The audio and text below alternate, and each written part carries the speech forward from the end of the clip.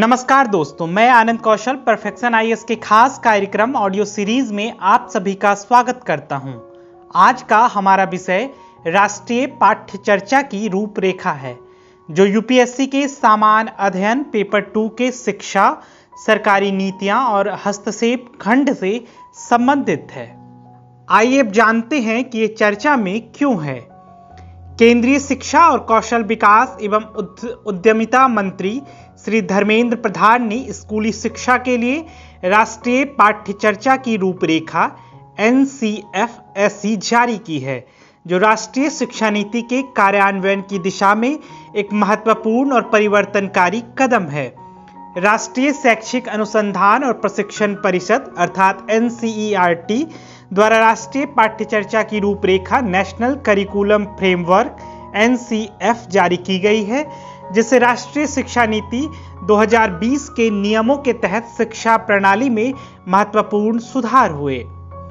राष्ट्रीय पाठ्य चर्चा की रूपरेखा केंद्रीय माध्यमिक शिक्षा बोर्ड के तहत कक्षा 3 से कक्षा 12 तक के विद्यार्थियों के लिए शैक्षिक परिदृश्य को नया आकार देते हुए भाषा सीखने और विषय संरचना, मूल्यांकन, रणनीतियों और पर्यावरण शिक्षा में बदलाव पेश करती है। राष्ट्रीय पाठ्य चर्चा की रूपरेखा क्या है? NCF का मसौदा केंद्र सरकार द्वारा नियुक्त के कस्तूरीरंगन की अध्यक्षता वाली राष्ट्रीय संचालन समिति द्वारा तैयार किया गया है। राष्ट्रीय शिक्षा नीति 2020 के अनुसार निम्नलिखित 4 NCF विकसित किए जाएंगे, जिसमें पहला है प्रारंभिक बाल्यावस्था देखभाल और शिक्षा के लिए राष्ट्रीय पाठ्य चर्चा की रूपरेखा, स्कूली शिक्षा के लिए राष्ट्रीय पाठ्य चर्चा की रूपरेखा, शिक्षक शिक्षा के लिए राष्ट्रीय पाठ्य चर्चा की रूपरेखा और राष्ट्रीय पाठ्य चर्चा की रूपरेखा प्रौढ़ शिक्षा के लिए। इस संबंध में शिक्षा मंत्रालय और NCERT द्वारा संयुक्त रूप से एक व्यापक रणनीति तैयार की गई है। यह रूपरेखा मूलभूत से लेकर माध्यमिक स्तर तक की संपूर्ण शैक्षिक यात्रा को संबोधित करती है। रूपरेखा बहुविषयक शिक्षा, मूल्यों का पोषण, रचनात्मक शिक्षा शास्त्र को बढ़ावा देने और छात्रों की व्यवहारिक समस्या समाधान के लिए तैयार करने का परिचय देती है। स्कूली शिक्षा के लिए राष्ट्रीय पाठ्य चर्चा की रूपरेखा राष्ट्रीय शिक्षा नीति 2020 द्वारा प्रस्तावित स्कूली शिक्षा के 5+3+3+4 डिजाइन के लिए पाठ्यक्रम की रूपरेखा है।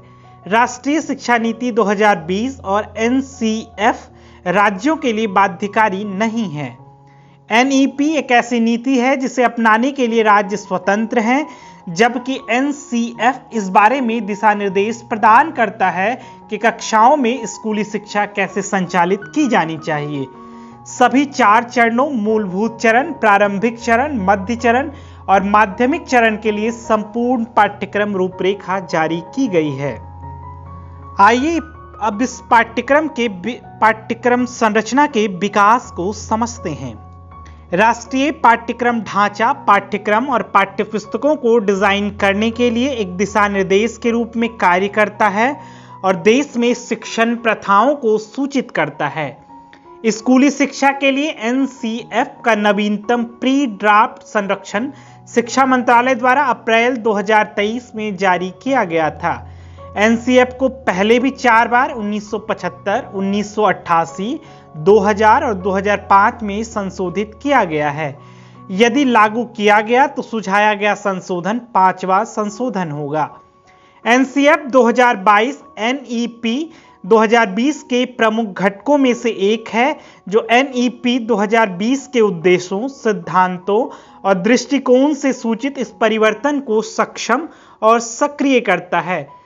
प्रस्तावित 4 NCF में से फाउंडेशन स्टेज के लिए राष्ट्रीय पाठ्य चर्चा की रूपरेखा अक्टूबर 2022 में लॉन्च की गई थी। आइए अब इसके उद्देश्यों को जानते हैं। इसका उद्देश्य शिक्षा शास्त्र सहित पाठ्यक्रम में सकारात्मक बदलावों के माध्यम से NEP 2020 में परिकल्पित भारत की स्कूली शिक्षा प्रणाली को सकारात्मक रूप से बदलने में मदद करना है। NEP 2020 स्कूली शिक्षा में 3 आदर्श बदलावों की कल्पना करता है, जो NCF का मार्गदर्शन करते हैं। अधिक बहुविषयक और समग्र शिक्षा की ओर परिवर्तन, रटने की बजाय आलोचनात्मक और विश्लेषणात्मक सोच पर जोर देना, एक नई पाठ्यचर्चा और शैक्षणिक संरचना में परिवर्तन का उद्देश्य सीखने के लिए बाल केंद्रित गतिविधि आधारित दृष्टिकोण को बढ़ावा देना, जो ज्ञान, कौशल और मूल्यों के विकास पर केंद्रित हो। इसका उद्देश्य भारत के संविधान द्वारा परिकल्पित समतामूलक, समावेशी और बहुलवादी समाज को साकार करने के अनुरूप सभी बच्चों को उच्चतम गुणवत्ता वाली शिक्षा प्रदान करना है। यह सीखने के स्पष्ट मानक और दक्षताएं निर्धारित करता है, जिससे शिक्षकों को आलोचनात्मक सोच, रचनात्मकता और वास्तविक समझ को बढ़ावा देने में मदद मिलती है। कला शिक्षा, शारीरिक शिक्षा और कल्याण, पर्यावरण शिक्षा और व्यावसायिक शिक्षा को NCF-SE के तहत पुनर्जीवित किया गया है। बहुभाषावाद, गणित में वैचारिक समझ और वैज्ञानिक जांच की क्षमताओं पर भी नए सिरे से ध्यान दिया जाता है।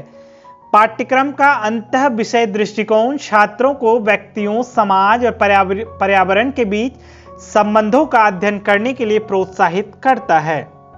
आइए अब इसकी विशेषताओं को समझते हैं। विद्यालय संस्कृति का महत्व, स्कूल की संस्कृति और प्रथाओं को पाठ्यक्रम के एक अभिन्न और महत्वपूर्ण हिस्से के रूप में विकसित किया जाना है। भारत में जड़ें जमाई, पाठ्यक्रम भारत में निहित है और शिक्षा पर भारतीय ज्ञान और विचार की संपदा से प्रेरित है। प्राचीन से समकालीन समय तक भारतीयों द्वारा विभिन्न विषयों में ज्ञान में योगदान को सभी स्कूलों, विषयों के पाठ्यचर्चा लक्ष्यों में एकीकृत किया गया है। बहुविषयक शिक्षा एक एकीकृत और समग्र परिप्रेक्ष्य और सीखने को विकसित करने के लिए सभी बच्चों को बहुविषयक शिक्षा से गुजरना होगा।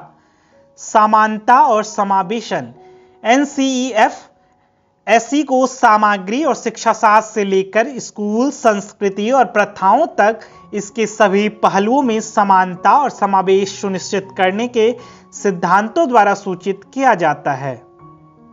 ज्ञान, क्षमताओं और मूल्यों का विकास, पाठ्यक्रम वास्तविक समझ, आलोचनात्मक सोच और रचनात्मक शैली जैसी मौलिक क्षमताओं और संवैधानिक और मानवीय मूल्यों के साथ ज्ञान के विकास पर केंद्रित है।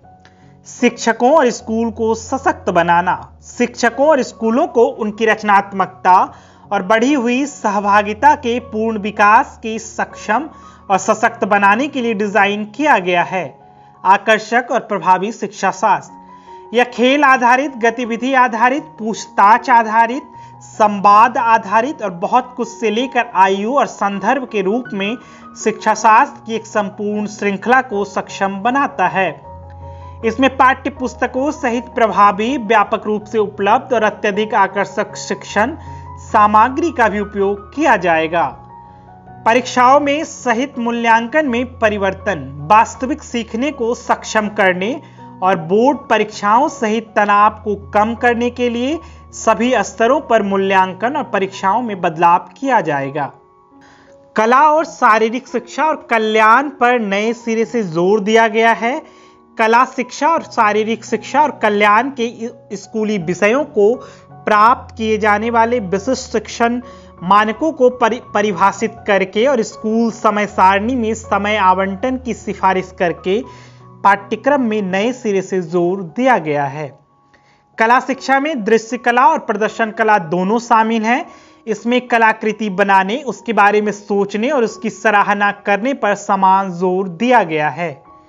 पर्यावरण शिक्षा, जलवायु परिवर्तन, जैव विविधता हानि और प्रदूषण की तिहरी चुनौती और आज की दुनिया में पर्यावरण जागरूकता और स्थिरता की गंभीरता का जवाब देते हुए स्कूली शिक्षा के सभी चरणों में पर्यावरण शिक्षा पर जोर दिया जाता है। व्यावसायिक शिक्षा, NEP 2020 ने व्यावसायिक शिक्षा को स्कूली शिक्षा का एक अभिन्न अंग बनाने के लिए मजबूत सिफारिशें की है और NCF-SE ने स्कूली शिक्षा के सभी चरणों के लिए व्यावसायिक शिक्षा के लिए विशिष्ट शिक्षण मानकों, सामग्री, शिक्षा शास्त्र और मूल्यांकन को शामिल किया है।